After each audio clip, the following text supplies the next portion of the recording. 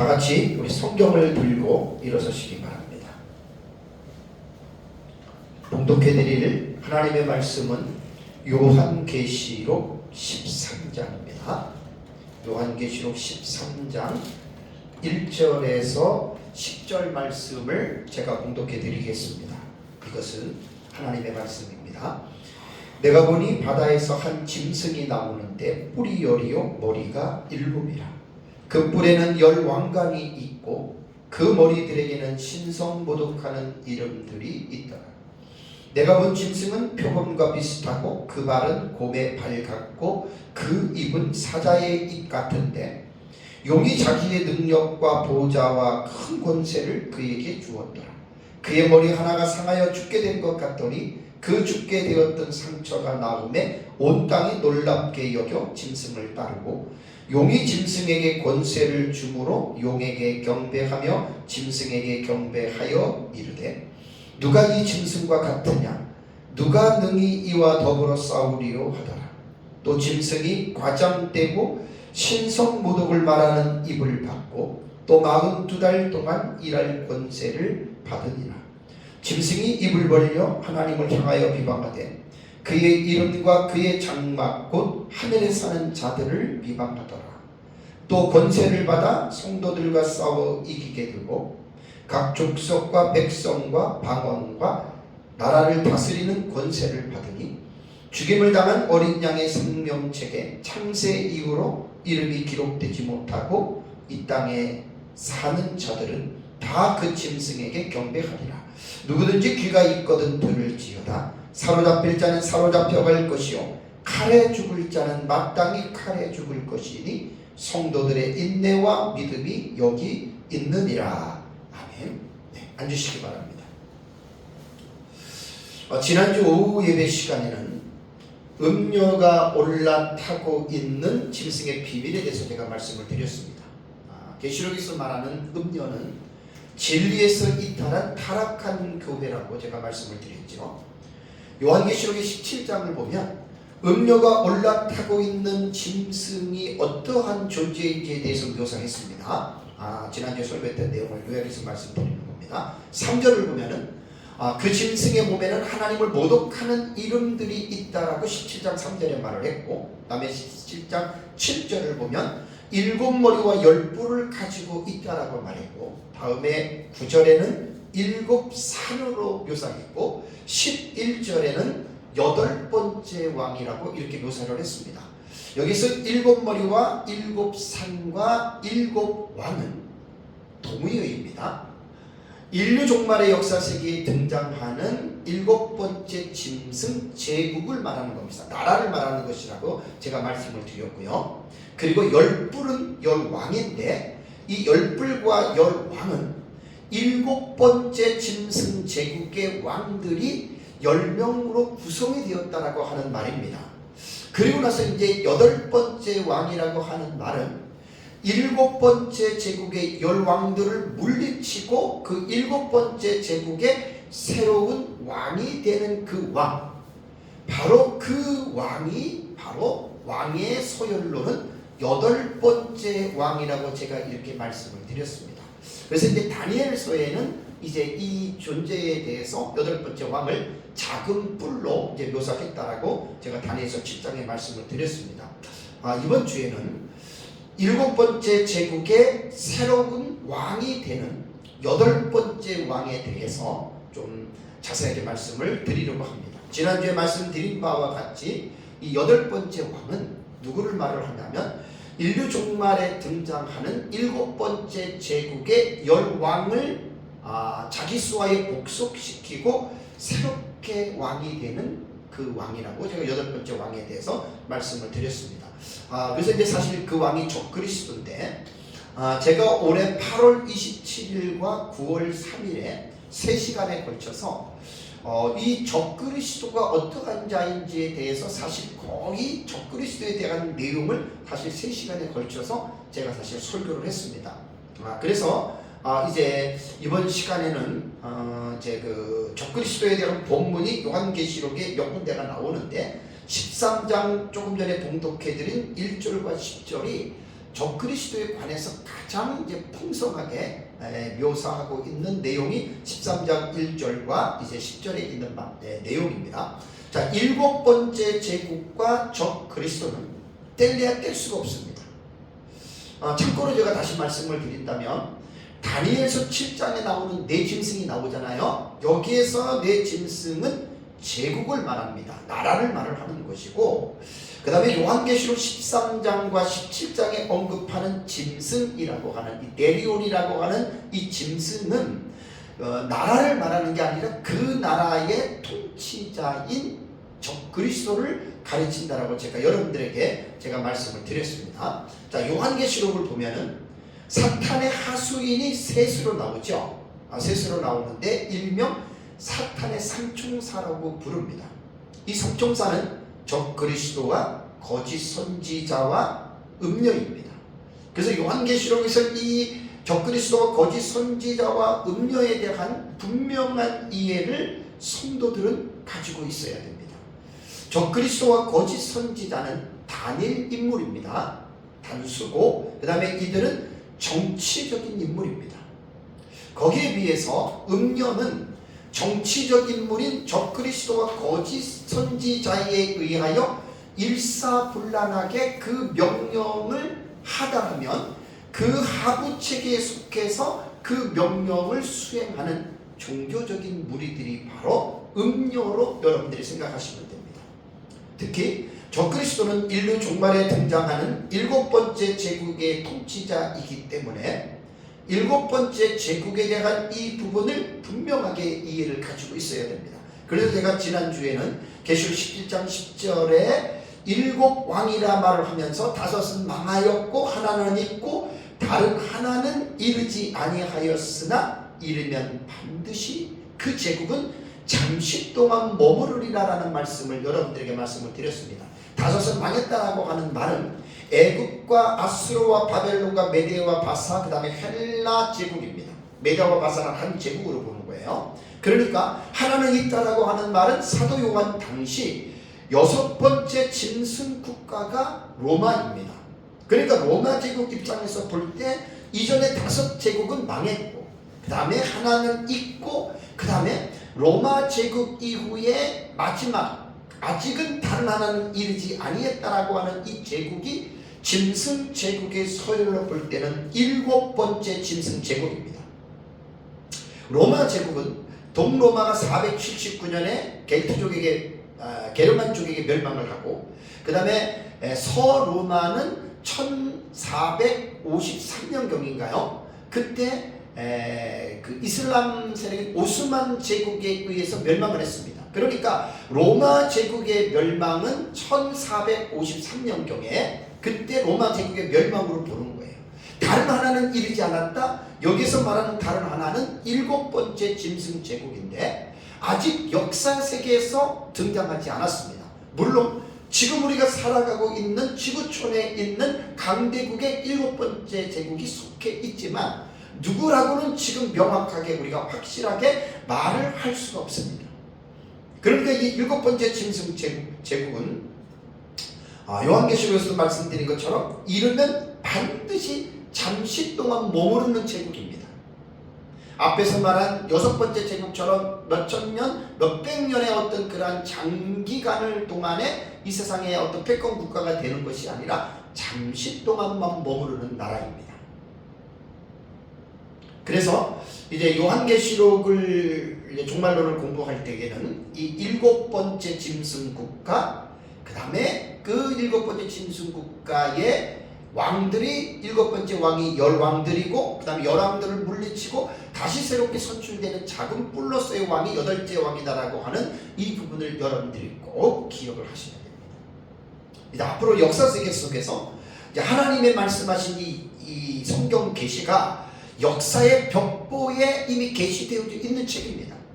그래서 우리는 역사의 벽보를 보고 그 벽보에 기록된 성령의 감동으로 기록해 놓으신 이 하나님의 말씀이 언제 어떻게 이 역사 세계에서 이 사건이 일어나느냐, 그거를 하나님의 자녀들은 예의주시하면서 그것을 바라봐야 됩니다.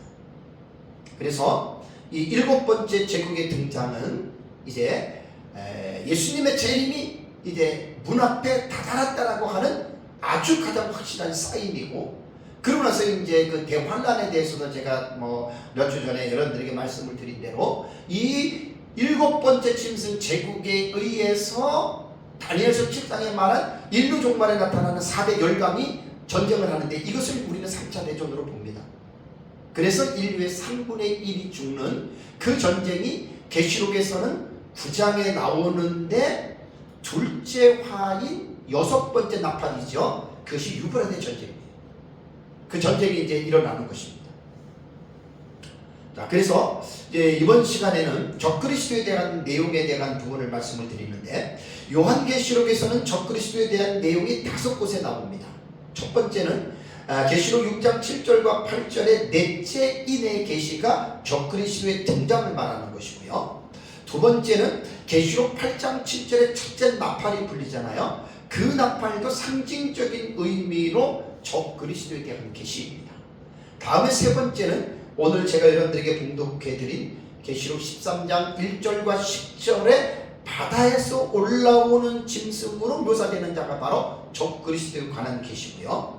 다음에 네 번째는 지난주에 말씀드린 계시록 17장에 음녀가 올라타고 있는 그 짐승, 그것이 7번째 제국이에요. 그 적그리스도의 제국이라는 말입니다. 그 다음에 이제 5번째는 계시록 19장 11절과 21절에 보면은 백마 타고 재림하시는 예수 그리스도에 의해서 지상의 아마겟돈이라고 하는 장소에 지상의 모든 군대들이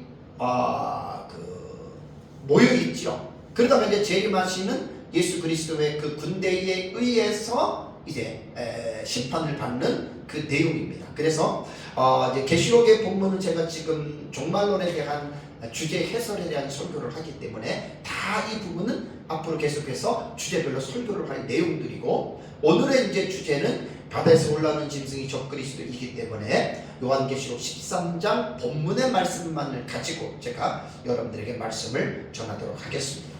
제가 지금 봉독해드린 13장 1절에서 10절의 내용을 보니까 어떤가요? 내용이 여러분들이 읽고 들을 때 어떤가요?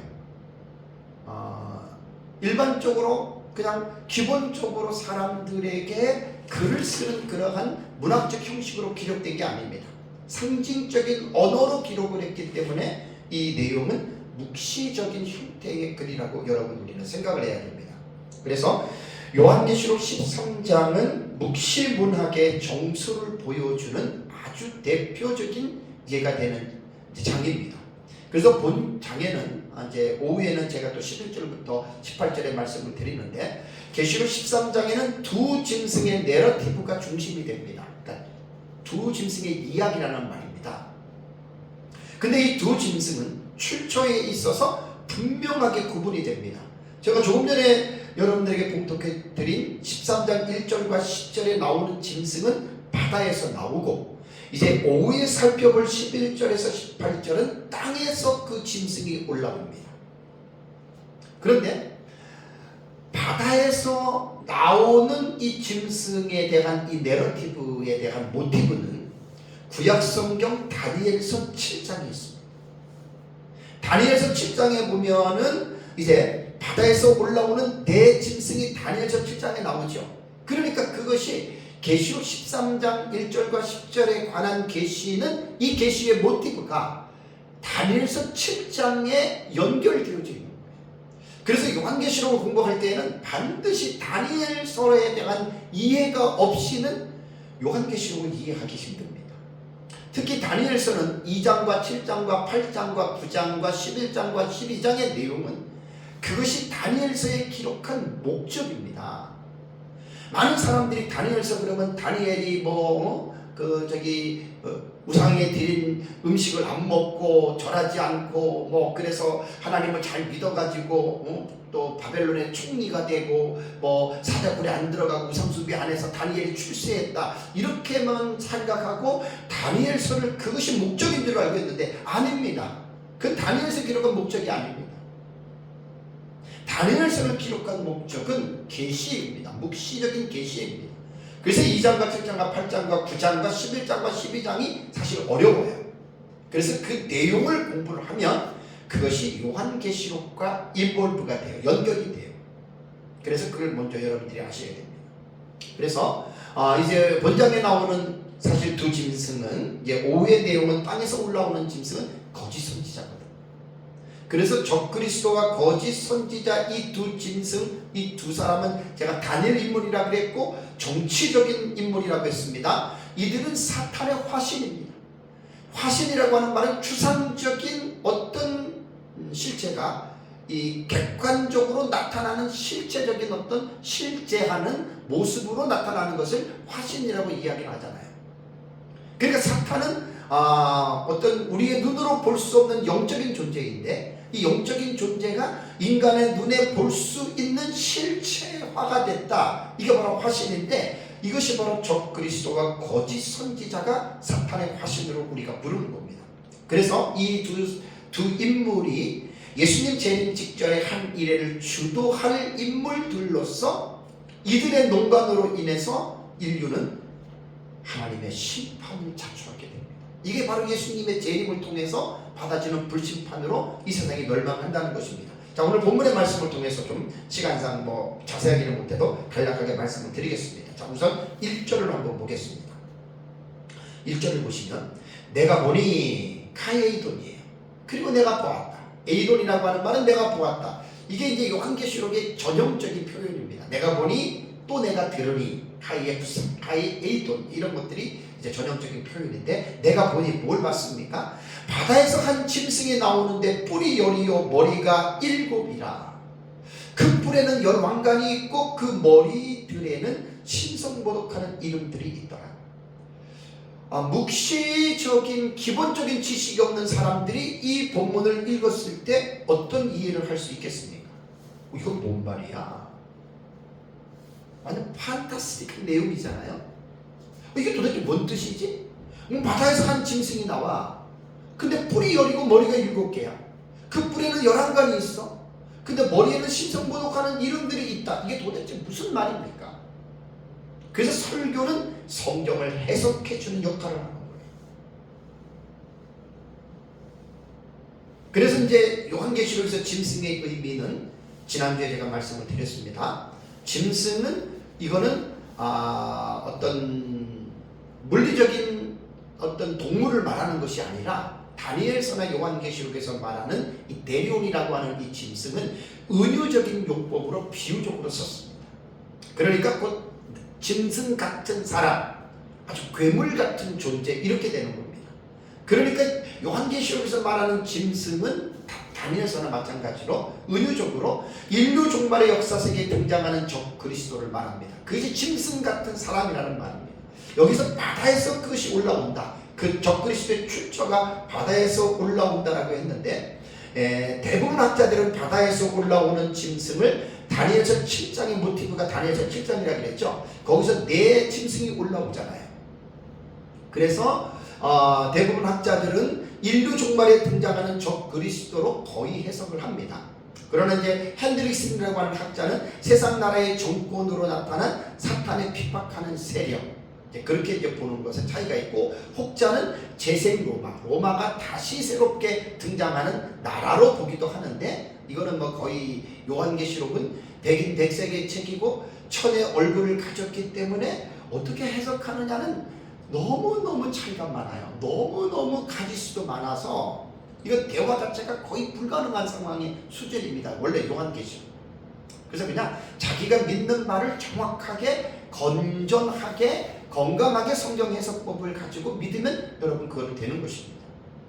그 다음에 이제 짐승을 적그리스도라고 부르는데, 여러분 요한계시록이나 다니엘서를 읽어보십시오. 적그리스도라고 하는 용어는 안 나옵니다. 그런데 다니엘서와 요한계시록에는 짐승이라고만 이야기를 하거든요. 근데 짐승을 우리는 적그리스도라고 말을 하는데, 적그리스도의 헬라어는 안티크리스토스입니다. 안티크리스토스.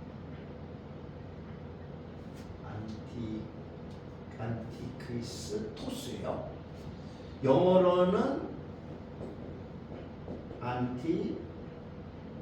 안티크라이스트예요. 그러니까 요 안티라고 하는 요 단어의 의미가 뭐냐? 우리 크리스토스는 그리스도를 말을 하잖아요. 그런데 이 안티크리스토스가 이 적그리스도인데 이것이 요한계시록과 다니엘서는 나오지 않는데 신약 성경에 요한서신에는 이 단어가 나옵니다. 안티크리스토스가 나옵니다. 4번은 단수로 나오고 1번은 복수로 나옵니다. 토스는 단수고 그 다음에 안티크리스토이 요거는 오이라고 하는 말은 뭐냐면 이게 복수를 나타내는 거예요. 어미에 붙는 이 알파벳을 보면 단수와 복수는 오스는 단수고 오이는 복수, 그러니까 적그리스도들 이렇게 되거든요. 이 원래 전치사 안티라고 하는 이 단어의 뜻은 뭐뭐의 대신에 혹은 뭐뭇을 반대하는 혹은 적대하는 그러한 뜻입니다. 그러니까 적그리스도는 그리스도를 반대하는 혹은 그리스도를 대신하는 자다 이런 뜻입니다. 그래서 이제 그 요한 1서에 보면은 이 적그리스도라고 하는 말을 아까 말씀드린 대로 이제 4번은 이제 그 단수로 사용했다 그랬잖아요. 4번은 그러니까 적그리스도가 요 단수로 말할 때 적그리스도는 인류 종말에 등장하는 7번째 제국의 8번째 왕을 적그리스도가 단수를 쓰고 그 다음에 적그리스도들 안티크리스토이라고 하는 이 적그리스도들은 뭐냐면 이 교회사 전 시대 그러니까 구약시대부터 신약시대 전체를 거쳐서 이러한 그리스도를 반대하는 또 구약적으로 본다면 그리스도가 이제 오시지 않았기 때문에 안티가시 되는 거예요. 안티가 하나님을 대적하는 자란 말이에요. 그러니까 짐승제국 국가에서는 다 하나님을 대적하는 나라들이었어요. 애국, 아수르, 바벨론, 메데바사, 헬라, 로마 제국이 전부 다가 하나님을 대적하는 자들이었단 말이에요. 하나님을 믿는 백성들을 핍박하고 박해하고 죽이고 하나님에게 돌려야 할 그 경배와 하나님을 예배해야 될 그것을 사람들이 그 경배를 받았다는 거예요. 그러니까 그것이 안티가시 되는 거죠. 하나님을 대적하는 자들이 되는 것이지. 그래서 적그리스도들이라고 말을 할 때는 구약시대부터 마지막 때에 적그리스도가 나타날 때까지 그러한 유형들의 사람들이 여럿이 나타날 것이다 라고 이제 이렇게 말을 합니다. 자, 그러면 사도 요한만 말을 하는 것이 아니라 데살로니가 후서 2장 3절과 4절을 보시면 우리 많이 봤던 말씀이에요. 이건 되게 중요합니다. 누가 아무렇게 하여도 너희가 미혹하지 말라. 먼저 배교하는 일이 있고 그 다음에 저 불법의 사람 곧 멸망의 아들이 나타나기 전에는 이런 말을 바울이 했습니다. 그러니까 이 말이 뭐냐면 예수님이 재림하기 직전에 역사 세계에서 분명하게 나타날 2가지 사건을 교훈한 거예요. 이 2가지 사건이 일어나야 예수님의 재림이 가까웠다는 거지 이 2가지의 사건이 나타나지 않는 이 입장에서는 예수님의 재림이 코앞에 온 것이 아니다. 그렇게 말을 한 겁니다. 그래서 2가지가 뭐냐면 먼저 배교하는 일이 있다. 많은 성도들이 교회를 떠납니다. 적은 수가 아닙니다. 그때 그러고 나서 또 하나는 뭐냐면 불법의 사람, 이 사람이 곧 멸망의 아들이거든요. 이러한 자가 나타나면 예수님의 재림이 가까이 왔다는 거예요. 이게 바울의 개념이에요. 그렇다면 여기에서 불법의 사람, 그 다음에 멸망의 아들, 이 자는 어떤 자냐면 대적하는 자라 그랬잖아요.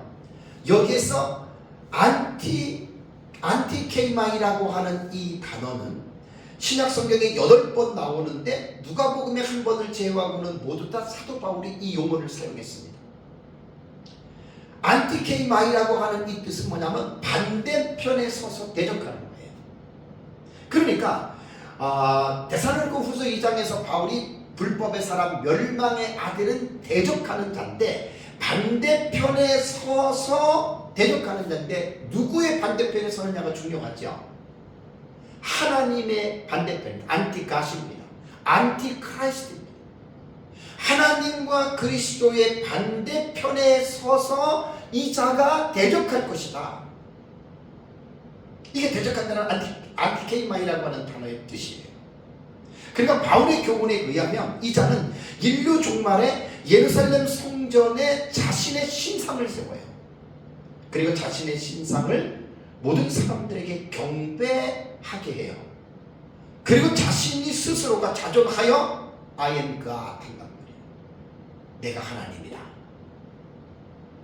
I am 메시아야. 내가 메시아다. 근데 여러분, 이게 안 믿어지겠지만 마지막 때에는 생명책에 이름이 기록되지 않는 자들은 다 그렇게 믿습니다.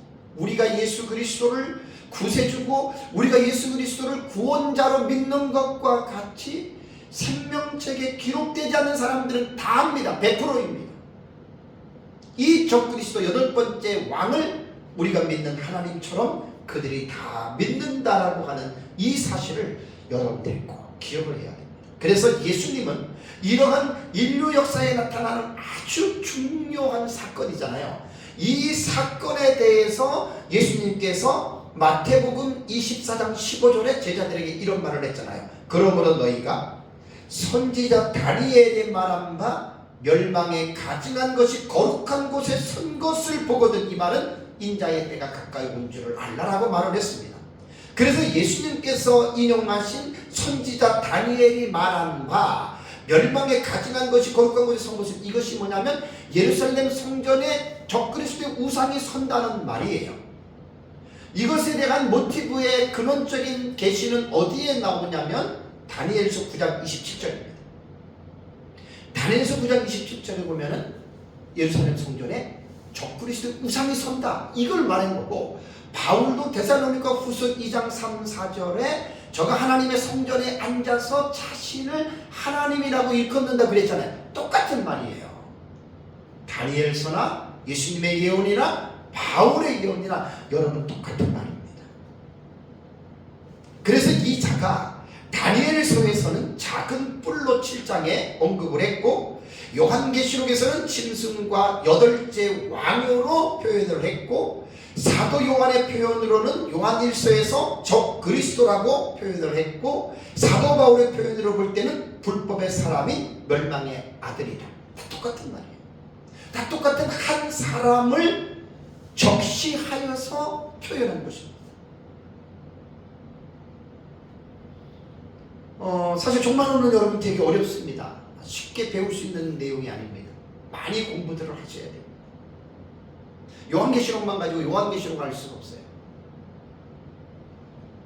다니엘서를 기본적으로 공부하고 다니엘서만 공부하는 게 아니라 선지서들을 또 공부들을 해야 돼요. 그러니까 성경 전체를 공부해야 되기 때문에 시간도 많이 걸리고, 이게 뭐 간단하게 배운다고 생각하면 깊이 있는 종말론에 대한 내용을 가질 수가 없습니다. 많이들 공부하셔야 됩니다. 그러면 이제 적그리스도에 대한 짐승의 존재에 대해서 이제 좀 짧은 시간이 뭐 얼마 남지 않는데 제가 말씀을 드리겠습니다. 우선 1절을 보니까 바다에서 한 짐승이 나오는데 그랬잖아요. 그죠? 이건 다니엘서 7장 2절과 3절에도 하늘에 네 바람이 큰 바다로 몰려 불더니 큰 짐승 넷이 바다에서 나왔는데, 모티브가 다니엘서 7장이라고 했어요. 그래서 여기서 말하는 다니엘서나 요한계시록의 바다는 세상을 가리킵니다. 세상에서 짐승들이 나오는데 다니엘서 말하는 짐승은 제국이라 그랬죠. 그러니까 마지막 때에 강대국들이 이제 세상에서 출현할 것이다. 뭐 지금으로 말하면 미국, 중국, 러시아, EU 정도 되겠죠. 이것들이 지금 현재 지구촌에 있는 가장 강한 나라들이잖아요. 그 다음에 모습을 볼게요. 짐승의 모습은 뿔이 10이요 머리가 7이라 그 뿔에는 10왕관이 있다. 자세하게 제가 설명을 하지 않아도 될 것은 지난주에 설명을 딱 했습니다. 뿔이 10이라고 하는 말은 뭐냐면 10왕들을 말하는 거고, 이 10왕들은 7번째 제국의 그 왕들이에요. 머리가 7이라고 하는 것은 제국입니다. 애굽, 아수르, 메디아와 헬라, 로마, 마지막 때 나타나는 짐승국가, 그 뿔에는 10왕관이 있다라고 하는 10왕은 7번째 제국의 왕들입니다. 그 다음에 그 머리들에 있는 신성 모독하는 이름들이 있다라고 하는 말은 역대적으로 볼 때에 이제 짐승 국가들은 전부 다 하나님을 모독했잖아요. 안티가시예요. 하나님을 대적했잖아요. 그거를 말을 하는 거예요. 그런데 요한계시록 12장 3절을 한번 잠깐 넘어가 보십시오. 요한계시록 12장 3절을 보면은 한 큰 붉은 용을 말을 하는데 이 용과 너무 흡사해요. 여기서 한 큰 붉은 용은 사탄을 말을 합니다. 자, 12장 3절을 보면 하늘에 또 다른 이적이 보이니 보라, 한 큰 붉은 용이 있어. 이게 사탄이에요. 사탄은 어떻게 묘사했습니까? 머리가 7이요 뿔이 10이라 그 여러 머리에는 7 왕관이 있는데 라는 말은 뭐냐면, 여기에서 말하는 12장 3절에 나오는 사탄인 용도 7머리에 왕관이 쓰여있고 뿔이 10이라고 했고, 그 다음에 요한계시록 12장에 나타나는 사탄과 요한계시록 13장에 나타나는 적그리스도와 유사한 부분이 있는 것을 알 수가 있는데, 이것은 이렇게 생각하면 됩니다. 적그리스도와 사탄의 공통점이라는 거예요. 그러니까 역대 7짐승 제국이 있었죠. 그 다음에 7번째 제국의 10왕들이 있죠. 이것을 누가 세워서 누가 그 제국과 왕을 지배하느냐? 그게 사탄이라는 말이에요. 그래서 사탄의 화신이라고 제가 여러분들에게 말씀을 제가 드렸던 것입니다. 다음에 이제 1절을 또 보시면 신성모독하는 이름들이 있다 그랬죠. 신성모독이라고 하는 말은 뭐냐면 헬라어로 블라스페미아라고 하는 단어입니다. 이 블라스페미아라고 하는 단어는 사람들에 관련해서도 사용이 됐고 종교적인 의미로도 사용이 됐습니다. 이 블라스페미아라고 하는 말은 비방하다, 중상하다 혹은 모독하다라고 하는 의미거든요. 사람에게 말을 할 때는 상대방을 막 비난하는 거예요. 근데 이것이 종교적으로 사용이 될 때에는 이 블라스페미아라고 하는 단어는 하나님을 모독하는 말이라는 뜻입니다, 여러분. 이게. 그래서 조금 전에 말씀드린 대로 역대 짐승 국가들의 공통점들이 다 하나님을 대적했잖아요. 로마의 초대 황제였던 아우구스투스라고 하는 이 사람이 옥타비아누스죠. 자신을 신으로 공경해 주기를 원했습니다. 로마 제국의 황제는 모든 것을 다 가진 자잖아요. 자, 그 사람이 뭘 원하겠어요? 신의 자리까지 탐하는 거예요. 인간 세상에서는 모든 것을 다 가졌어요. 무엇을 하나 원하겠습니까? 신의 자리를 원하는 거예요. 네로 황제도 제국의 통용이 되는 주화에다가 자신이 세상의 구세주다. 그렇게 네로 황제도 주화에다가 자신을 썼다 그래요. 사도 요한 당시에 도미티안 황제는 자신을 주와 신으로 부르라고 제국 내 백성들에게 강요했고, 도미티아누스를 주와 신으로 부르지 않는 사람들은 크리스찬들이잖아요. 많은 사람들이 순교를 당했다고 합니다. 그러니까 인류 마지막에 등장하는 7번째 제국의 8번째 왕인 적그리스도는 말할 것도 없이 어떤 역대 짐승 국가보다도 신성모독하는 일에 으뜸이 되는 제국이 될 것입니다. 자, 13장 5절을 먼저 볼까요? 또 짐승이 과장되고 신성모독하라는 입을 받고 또 42달 동안 일할 권세를 받으리라. 뒤에 제가 설명을 하겠습니다. 신성모독하라는 말을 받았다고 했습니다. 자, 다음에 2절을 보겠습니다. 2절을 보시면 내가 본 짐승은 표범과 비슷하고 그 발은 곰의 발과 같고 그 입은 사자의 입 같은데, 그 짐승을 묘사하는 거예요. 표범 같기도 하고 곰의 발 같기도 하고 사자의 입 같은데, 뭔가 이렇게 짐승들을 믹서한 형태의 짐승을 말을 하잖아요. 그래서 인터넷 같은 데 보면은 요한계시록에 관심 있는 분들은 인터넷을 치면 괴상한 짐승들 요걸 그대로 그렸습니다. 완전히 이거는 이것도 아니고 저것도 아니에요. 괴상한 짐승으로 그렸는데, 여러분 오해를 하시면 안 될 게 적그리스도가 이렇게 생겼다는 말이 아니에요. 이러한 묘사는 적그리스도가 가지고 있는 성향을 맹수들의 특성으로 비유한 것입니다. 표범, 곰, 사자 어떻죠? 맹수잖아요. 반복하잖아요. 그러니까 이 적그리스도는 바로 이러한 흉악하고 포악스러움을 가지고 있는 존재라고 하는 것을 묘사하기 위해서 표범과 비슷하고 곰의 같고 그 입은 사자의 입 같은데 라는 말을 여러분 사용했다라고 하는 말입니다. 뒤에 좀 더 자세하게 여러분들의 말씀을 드리고, 이 지금 본문의 모티브가 다니엘서 7장에 나옵니다. 다니엘서 7장에 바다에서 올라오는 네 짐승이 사자, 표범, 곰, 무서운 처리를 가진 짐승이죠. 그러니까 이러한 포악스러움을 다 가지고 있는 자다. 자, 2절을 다시 보시면 용이 자기의 능력과 보좌와 큰 권세를 그에게 주었다 그랬죠. 용은 사탄입니다. 사탄이 가지고 있는 능력과 보좌와 큰 권세를 그에게, 그가 누구냐면 바다에서 올라오는 짐승인 적그리스도입니다. 요한계시록 17장에서는 이 자가 7번째 제국의 10왕을 물리치고 왕의 서열로는 8번째 왕으로 등극한 자, 이에게 사탄이 자기의 능력과 보좌와 권세를 그에게 주었다라는 말입니다. 당연히 뭐 주었다라고 하는 말은 수동태죠. 사탄에게서 부여한 것이기 때문에. 그래서 이제 여기에서 그 권세가 이제 뒤에 보면은 5절에 다시 한번 말씀을 드리겠지만 42개월간이라고 하는 제한된 기간입니다. 아마 사탄이 이 짐승에게, 바다에서 올라온 짐승인 적그리스도에게 준 이 능력과 보좌와 권세는 유사일에 이와 같은 사람은 예수 그리스도 외에는 없을 것입니다. 엄청난 이러한 기적이 나타납니다. 왜 사탄이 그러면 이렇게 이런 일을 하냐면, 사탄은 자기의 때가 얼마 남지 않는 줄을 알고 최후의 발악을 하는 거예요. 계시록 12장 12절에 보면은 마귀가 하늘에서 미가엘의 군대들에 의해서 사탄과 그의 사자들이 쫓겨나죠. 쫓겨나면서 마귀는 어떤 생각을 가져요? 자기 때가 얼마 남지 않는 것을 알고 분을 내는 거예요. 그래서 이 사탄은 자기의 화신인 적그리스도를 선택한 거예요. 그래서 다니엘서는 예언적인 의미잖아요.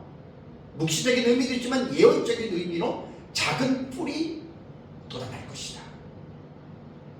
그래서 그 작은 뿔인 적그리스도에게 전무후무한 큰 능력과 보좌와 권세를 그에게 부어줘서 적그리스도를 통해서 많은 기적이 나타나고 그 보좌는 전 세계를 지배할 수 있는 그러한 보좌를 이제 준다라고 하는 말입니다. 그 다음에 이제 3절을 보겠습니다. 그의 머리 하나가 상하여 죽게 된 것 같더니 그 죽게 된 상처가 나오매 온 땅이 놀랍게 여겨 짐승을 따르고. 머리 하나는 7머리 중에 하나예요. 그럼 여기서 말하는 머리 하나는 7번째 제국을 말하는 거예요. 나머지 6번째 제국은 이미 망했잖아요. 7번째 드러나는 그 제국의 머리 하나가 이게 이제 왕이 되는 그 제국의 왕이 죽게 된 것 같더니 그 죽게 된 것이 상처가 나오며 온 땅이 놀랍게 여겨 짐승을 따르고 그랬죠.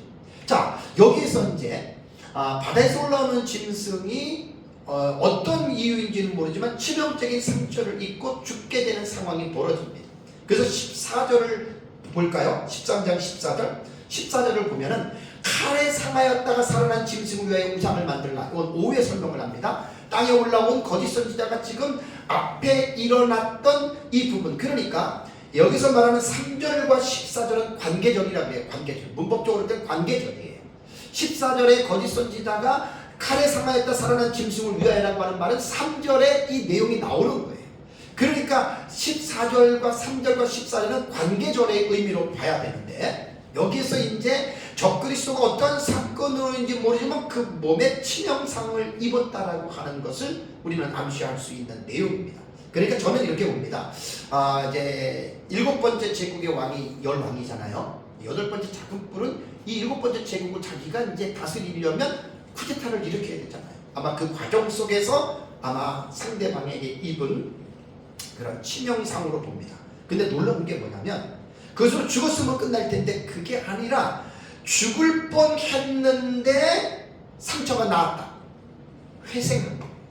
다시 살아난 거예요. 그런데 이 회생하면서 나타나는 결과가 뭐냐면 온 땅이 놀랍게 여겨 짐승을 따른다라는 말이 나옵니다. 이 사건 때문에 전화위복이 됐다라는 말입니다.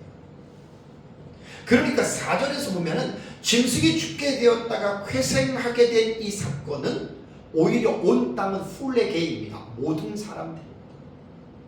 온 세상입니다. 온 세상에 있는 하나님을 믿지 않는 사람들이 오히려 저 사람 슈퍼맨이에요. 그래서 그 짐승을 따르는 촉매제가 되었다는 말이죠. 그래서 4절을 보시면 용이 짐승에게 권세를 주므로 보세요. 용에게 경배하며 짐승에게 경배하여 이르되, 이런 이제 결과가 나타나는 거예요. 누가 이 짐승과 같으며 누가 능히 이와 더불어 싸우리요 하더라. 이게 용의 사탄의 찬미가입니다. 일명. 그러니까 4절의 말씀은 용이 짐승에게 권세를 주었다 그랬습니다. 그래서 세상 사람들은 용, 사탄과 짐승을 경배하고 찬양한다. 사실은 이 3절과 4절은 헬라 원문으로 볼 때는 한 문장입니다. 한 문장이고 여기에서 3절과 4절의 주어는 풀레게, 온 땅입니다. 온 땅은 온 세상 사람들이 말하는 것입니다. 온 세상 사람들이 사탄인 용과 짐승을 경배했다. 그래서 우리말 성경의 다른 역본들을 보면 개역 개정보다 좀 더 이해하기 쉽게 번역된 이 번역본이 공동번역인데, 공동번역 3절과 4절을 제가 읽어드리겠습니다. 그 짐승은 머리에 하나의 치명상을 입어서 거의 죽게 되었지만, 이게 7번째 짐승, 8번째 왕을 말하는 거예요. 자, 그 상처가 나았습니다. 그리고 나서 이것을 본 온 세상 사람들은, 온 땅이라고만 우리는 말을 했잖아요. 근데 온 세상 사람들은 이렇게 번역하는 게 훨씬 이해하기 쉬워요. 온 세상 사람들은 놀랍게 여기며 그 짐승을 따랐습니다. 이 적그리스도거든요. 그리고 또 4절을 보면 이렇게 번역했습니다. 그리고 그 짐승에게 권세를 준 용을 경배했습니다. 사탄을 경배한 거예요. 또 그들은 짐승에게도 절을 하며 이 짐승처럼 힘센 자가 어디 있겠는가? 누가 이 짐승을 당해낼 수 있겠는가 하고 외쳤습니다. 여기서 우리는 사탄의 본심을 알 수 있는 거예요. 사탄이 자기의 화신으로 적그리스도를 세웠습니다. 7번째 제국의 8번째 왕으로 한 사람을 세워서 말할 수 없는 능력과 보좌와 권세를 주었습니다. 그 준 목적이 뭐죠? 사탄은 자기가 모든 사람들에게 그리스도께서 경배를 받는 것과 같은 경배를 받기를 원하는 거예요. 사탄이라고 하는 말은 대적자잖아요. 하나님을 대적하는 자입니다. 그리고 자기가 경배를 받기를 원하잖아요. 그래서 이 결과로 인해서 온 세상 사람들은 누가 이 짐승과 같으냐, 누가 능히 이 짐승과 싸워서 이기리요 하더라. 이 말은 예수 그리스도 안 되고 하나님도 안 되고 모든 이 세상의 초자연적인 권세도 안 되고 오직 적그리스도 저 사람만이 최고라고 하는 이러한 사탄에 대한 숭배와 찬양에 대한 내용입니다. 5절을 보겠습니다. 또 짐승이 과장되고 신성 모독을 말하는 입을 받고 또 42달 일할 권세를 받으니라 그랬죠. 여기서 이제 짐승이 과장되고라고 하는, 여기에 보면 모독하는 말을 한다라고 했는데 뒤에 보면은 이제 제가 설명하겠습니다. 자, 통치 기간을 보면은 뭐라 그랬죠? 42달이라고 그랬죠. 자, 과거주 해석자들은 이미 과거에 일어난 사건이라고 해석하라고, 우리 미래주의니까 아직 일어나지 않은 것입니다. 자, 42달을 텍스트를 해석할 때는 두 가지 방법이 있다 그랬죠? 문자로 보느냐, 상징으로 보느냐. 우리는 문자로 봅니다. 말 그대로 42달은 횟수로 말하면 3년 6개월이고 다니엘서와 요한계시로 말하면 한때, 두때, 반때의 표현입니다. 이것이 한 일의 절반. 다니엘서 9장 27절에 한 일회라는 용어가 나오고 27절에 또 일회의 절반이라고 하는 해치라고 하는 단어가 나오죠. 일회가 반으로 나눠져요. 그 반에서 후반부에 해당되는 그 시기로 봅니다. 그게 42달입니다. 자, 통치 방법은 뭐라 그랬죠? 과장되고 신성 모독을 말하는 입을 받았다. 여기 과장이라고 하는 이 헬라어 번역되는 뭐냐면 메가스입니다. 메가스. 메가스라고 하는, 여러분, 이 단어는, 메가스라고 하는 이 단어는 크다, 위대하다라고 하는, great라고 하는 단어예요. 그런데 이 메가스는 상당히 폭넓은 의미로 쓰여졌는데 우리가 전에 사용했던 개역 성경 있죠. 우리 지금 개역 개정에는 과장되고라고 하는 말로 썼어요. 근데 왜 이 번역이 우리가 좀 잘못된 번역으로 제가 말씀을 드리냐면, 이전에 사용했던 그 개역 성경에는 큰 말이라고 번역했어요. 메가스를. 큰 말. 대부분 다른 역본들도 큰 소리로 번역했습니다. 큰 소리. 큰 소리예요. 그러니까 우리말의 지금 개역개정은 왜 이 메가스라고 하는 이 문맥 속에서 왜 과장으로 번역됐느냐, 저는 그게 조금 좀 이해가 안 가는 거예요. 이 과장이라고 하는 우리말의 사전을 찾아보십시오. 사실보다 지나치게 불려서 나타낸다, 이게 바로 우리말에는 과장이거든요. 근데 왜 개정개역은 과장되고라는 말을 했을까? 이 메가스라고 하는 이 단어는 큰 소리나 혹은 큰 말의 의미로 보는 것이 여러분 훨씬 낫습니다. 그래서 표준세 번역과 바른 성경과 공동 번역은, 그 짐승은 큰 소리를 치며 하나님을 모독하는 말을 하는 입을 받았다, 이렇게 하는 훨씬 더 쉽잖아요, 이해하기가. 과장되고라고 하는 말은 개역 개정은 번역을 잘못한 겁니다. 그래서 성도들이 이렇게 읽으면 이게 이해가 되겠어요? 그러니까 큰 소리로 하나님을 모독했다, 그 말입니다. 그래서 여기서 신성 모독이라고 하는 헬라어의 아까 말씀드린 블라스페미아라고 하는 이 단어가 바로 하나님을 욕했다, 그런 뜻으로 봅니다. 다니엘서 7장 8절, 7장 20절, 7장 25절에도 말로써 하나님을 대적한다라고 짐승에 대한 이 부분이 여러분 이렇게 나옵니다. 그러니까 이 기간이 42달이라고 하는 정해진 기간입니다. 그래서 이 7번째 짐승은 오래 가는 게 아니라 잠깐 동안 이른다라고 표현을 했던 것입니다. 자, 짐승의 모독적인 말은 6절을 볼까요? 짐승이 입을 벌려 하나님을 향하여 비방하되 그의 이름과 그의 장막 곧 하늘에 사는 자들을 블라스페미아, 비방했다라고 말을 했습니다. 그러니까 적그리스도는 이제 하나님을 모욕하는 말을 하는데, 이제 하나님을 향해서 참 입에 담기도 뭐한 거예요. 하나님이 어디 있느냐 뭐 어쩌고저쩌고 그런 내용이겠죠. 입에 담기도 뭐하는 표현이에요. 그리고 이제 모독적인 언사를 행하는 겁니다. 그 다음에 하늘에 사는 자라고 하는 말은, 하늘엔 지금 뭐가 있죠? 모든 피조물로서 천만만의 천사들이 있고 네 생물이 있고 24장로들이 있고 구원받은 성도들이 지금 하늘에 있잖아요. 그들을 이 짐승이 블라스페미아, 비방합니다. 다음에 이제 7절을 보겠습니다. 또 권세를 받아 성도들과 싸워 이기게 되고 각 족속과 백성과 방언과 나라를 다스리는 권세를 받으니.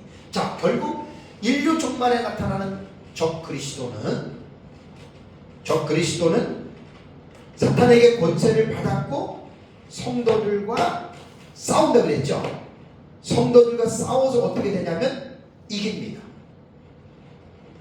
이걸 여러분들이 잘 기억하셔야 돼요. 여기에서 이제 우리가 오해하면 안 될 것이, 적그리스도가 성도들을 온전히 다 이긴다는 말은 아니에요.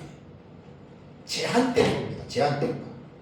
그래서 이제 제가 한 일회에 대한 이 부분에 대해서, 우리가 이제 한 일회가 7년으로 묶고 또 전반부 후반부로 나눠지잖아요. 이 부분들을 여러분들이 잘 이해해야지만이 여기서 싸워 이기게 된다라고 하는 말은 뭐냐면, 이것이 후반부에 해당이 되는, 그때에만 이긴다는 말입니다. 그러니까 모든 걸 다 이긴다는 말은 절대로 아닙니다. 다음에 이제 8절을 볼까요? 8절을 보시면 이제 불태자들은 다 짐승을 경배합니다. 8절을 보면 죽임을 당한 어린 양의 생명책에 참새 이후로 이름이 기록되지 못하고 이 땅에 사는 자들은 어떻게 돼요? 다 짐승에게 뭐 한다? 경배하리라라는 말이 나오죠. 그죠? 경배하리라. 경배하리라라고 하는 말이 뭐냐면 프로스 그 다음에 퀴네오.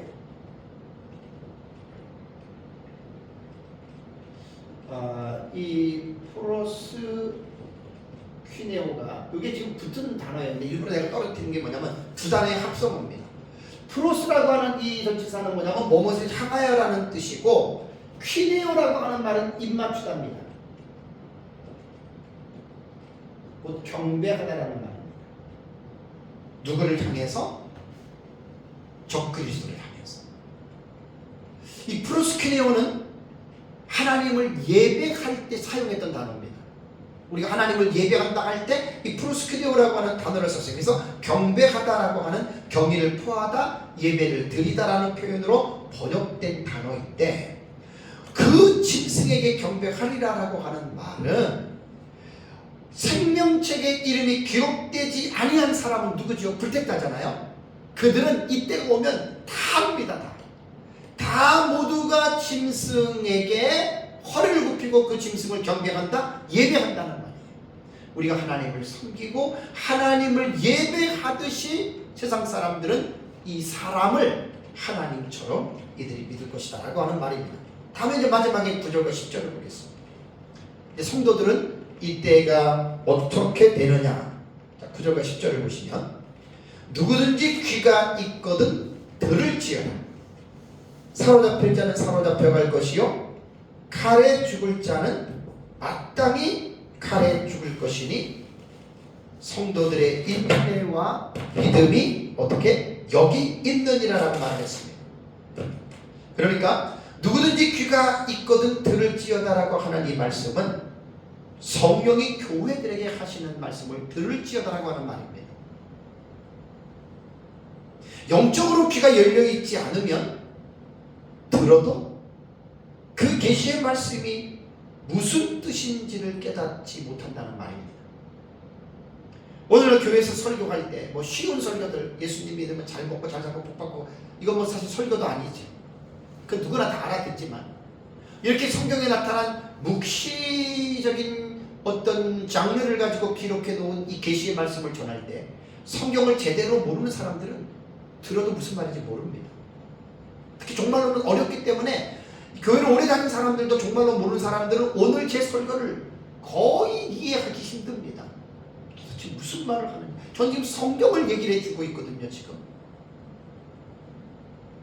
누구든지 귀가 있거든 들을지.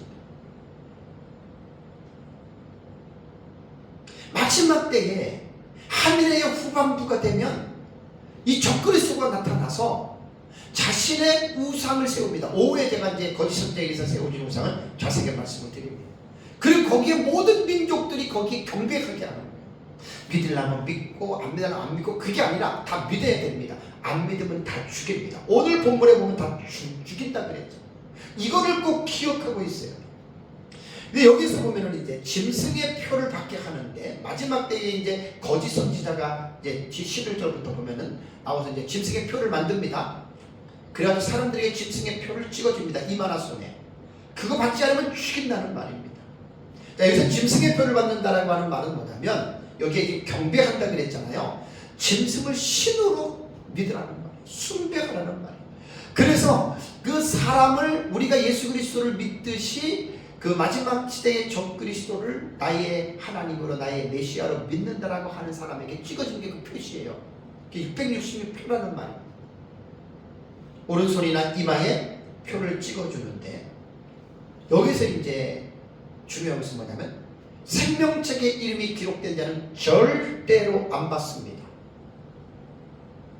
시험 종말론자들이나 그 다음에 사이비 종말론자들은 짐승의 표를 받지 말아라. 물론 전해야 됩니다. 마치 그 생명책의 이름이 기록된 택한 자들이 짐승의 표를 받아가지고 지옥 가는 것처럼 이렇게 사람들에게 불안을, 공포를 조성하는 것은 잘못됩니다. 성경을 모르는 겁니다. 왜냐하면 생명책에 기록된 자들은 안 받아요. 짐승의 표 절대로 안 받아요. 걱정할 것 없어요. 대신에 경고의 소리는 외쳐줘야 됩니다. 받으면 안 된다라고 하는 것을 외쳐줘야 됩니다. 자, 여기서 이제 9절과 10절을 몇 가지 부분으로 말씀드리면, 사로잡힐 자는 어떻게? 사로잡힐 것이라 그랬죠. 그죠? 이 부분은 조금 이제 그 내용을 아시는 분들은, 첫째 화가 5번째 나팔이잖아요. 그죠? 5번째 나팔이 황충화잖아요. 황충화를 우리는 가해자와 피해자의 설정에 있어서 피해자는 우리 성도들로 보죠. 이게 성도들을 연단하는 믿음의 시금석이 있는 화예요. 이때 잡혀갈 수 있습니다. 그러나 황충화는 5개월 동안 제한된 화이기 때문에 이 기간 동안에는 하나님이 죽이지를 못하게 했기 때문에 죽지 않습니다. 이렇게 봐야 되고, 다음에 두 번째는 칼에 죽을 자는 마땅히 칼에 죽을 것이라고 했죠. 여기서는 죽습니다. 첫째와 황충하의 때는 하나님이 죽이지 못했기 때문에 고통은 당해도 죽지는 않는데, 두 번째 문구에서는 칼에 죽을 자는 마땅히 죽는다. 그럼 이때는 언제냐? 한 이르러 올 때 후반부예요. 후반부에서는 우리가 뭘 생각해야 되죠? 대환란이 임할 때 모든 성도들이 전부 다 이 대환란에 빠집니까? 지난주와 지지난주 설교를 들은 사람은 알아요. 예비처에 들어간 성도들이 있어요. 그들은 상관이 없어요. 그런데 예비처를 들어가지 못한 자들을 누구라고 그랬죠? 그 여자의 남은 자손들. 계시록 12장 17절에 나옵니다. 예비처를 들어가지 못한 여자는 촛대 교회예요. 교회. 그러니까 예비처를 들어가지 못했던 성도들을 그 여자의 남은 자손이라고 부르는 거예요. 이거는 종말론적인 전문 용어이기 때문에 이 용어에 대한 학습을 먼저 공부를 해야 이런 설교를 알아들을 수가 있어요. 그래서 칼에 죽을 자는 마땅히 칼에 죽을 것이다 라고 하는 여기에 대상자는 누구냐면 구원받은 성도인데, 후반부 대환란에 떨어져서 예비처를 들어가지 못한 성도들 중에서는 사실 많이 죽습니다. 이걸 꼭 기억하면서 예수 믿어야 됩니다. 그러면 또 높아지면서 말씀을 드리면, 여기에서 짐승의 표를 받지 않고 죽었다고 지옥 가느냐? 아닙니다.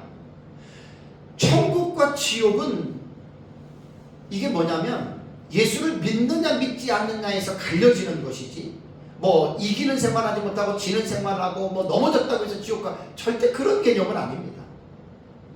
그건 그렇게 생각하면 절대 안 됩니다. 그 다음에 이제 마지막에는 뭐라고 그랬죠? 성도들은 믿음과 인내로서 이겨야 된다. 그래서 9절 마지막에 성도들의 인내와 믿음이 여기 있느니라라고 말을 했습니다. 사실 어떻게 보면 한일의 기간이 임하게 되면 적그리스도가 출현하고, 또 하나님 편에서는 마지막 시대 사명자들이, 두중인들이 등장하잖아요. 그죠? 그 싸우는 거예요. 두중인들은 하나님이 세우신 마지막 시대의 사역자들이기 때문에 성도들에게 말씀을 통해서 그들에게 권면하고 위로하고, 그들이 이런 잘못된 때에 빠지지 않고 마지막 때에 영적으로 잠들어 있는 상황 가운데 깨어 있으라고 그 외치는 그 사역자들이 두중인들이란 말이에요. 마지막 시대에 성도들이 예수님 재림 때에 재림을 학수고대하고 재림을 사모하면서 기다리는 성도들 많지 않습니다. 왜냐하면 예수님 때에는 노아의 때와 롯의 때와 같이 이루어질 것이라고 말을 했기 때문에 안 봐도 뻔합니다. 많은 구원받은 사람들이 예수님의 재림에 대해서 뭐 이론적으로는 알고 있을지 모르지만, 그들의 삶의 현실 속에서 날마다 예수님의 재림을 소장한 목사님처럼 기대하면서 살았던 성도들은 정말 찾아보기가 힘들 거예요. 다 세상에 취하고 세상에 빠지는 거예요. 먹고 마시고 시집가고 장가들고 사고 팔고, 이 세상에서 돈 때문에 물질 만능주의, 황금 배금주의 사상에 빠져서 빠지게 되면 구원받은 자들도 위에 계신 하나님을 바라보고 예수 그리스도의 재림을 생각하기보다는 이 세상에 빠질 수밖에 없습니다. 이게 마지막 때 나타나는 증거고, 예수님이 그렇게 말씀을 했습니다. 그래서 성도들의 인내와 믿음이 여기 있다라고 하는 말은 뭐냐면, 하늘의 때가 되면 환란이 사실은 시작이 되고, 그 대환란은 후반부에 가서 집중적으로 대환란이 시작이 돼요. 그래서 성도들은 신앙생활을 어떻게 된다 그랬죠? 이기는 자가 되어야 됩니다. 그래서 계시록 2장과 3장의 7교회에서 두 가지의 공통 분모의 말씀이, 귀 있는 자는 성령이 교회들에게 하시는 말씀을 들을지어다. 두 번째가 이기는 자라고 얘기를 했죠. 이기는 자라고 하는 이 니콘티라고 하는 동사가 나와요. 니콘티.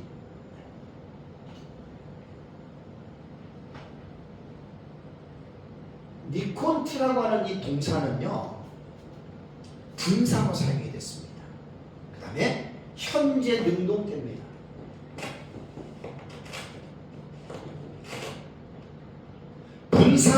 분사가 현재라면은 계속적 용법이에요. 계속이라는 말이에요. 계속해서 이기라는 말이에요. 어느 때든지 간에 계속해서 이기라는 거예요. 신약 초립이든지 중세시대든지 지금이든지 종말에 되든지 항상 그리스도인들은 일곱 교회에게 뭐라고 예수님이 말했냐면 너희들은 항상 이겨라. 이게 분사형제이거든요. 능동태입니다. 억지로 이기는 게 아닙니다. 스스로 자원하는 마음에서 너희들이 이기는 신앙생활이라고 하는 말입니다. 사랑하는 성도 여러분, 성경은 예수 그리스도의 재림 직전에 한 일의 시기가 이루어질 것이라고 다니엘서 9장 27절에 분명히 70일의 계시에서 예언했습니다. 그리고 이 땅에 사는 성도들은 그 마지막 한 일에 남은 기간이 언제인지를 예의주시하면서 예수님 재림 직전에 임할 이 한 일을 바라보면서 마지막 때에 사탄의 하수인이고 사탄의 화신인 저 그리스도와 거짓 선지자와 음녀를 세워서 하나님의 자녀들을 백성들을 박해한다라고 하는 이 사실을 잘 기억하시고 늘 깨어서 이기는 삶을 살아가시기를 주님의 이름으로 축복합니다. 다 같이 기도하겠습니다.